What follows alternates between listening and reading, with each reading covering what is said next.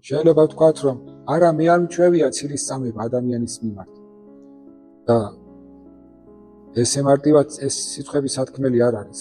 ყოველთვის როცა რომელიმე ადამიანთან მიმართებით ჩვენ შეხედულებას აყალიბებთ და გამოვთქვამთ, ვართ ამ საფრთხის წინაშე.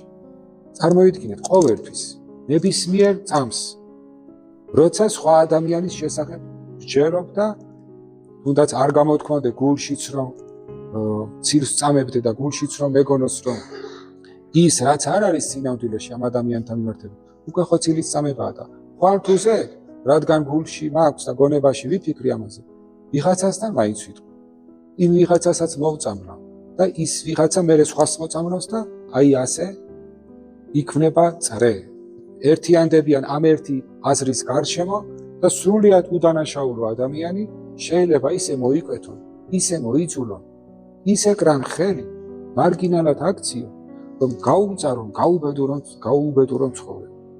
და მერე რა თქმა უნდა, რომც დაინახონ, რომ რაღაც დაემართა იმ ადამიანს, თავიც რომ მოიკლას, არავინ არ იტყვის, რომ ჩემი ბრალია. არავინ. ყველა იტყვის, რომ მე რა შუაში ვარო, მე არაფერი დამიშავებია. არა და ყველამ შეიტანა წვლილი.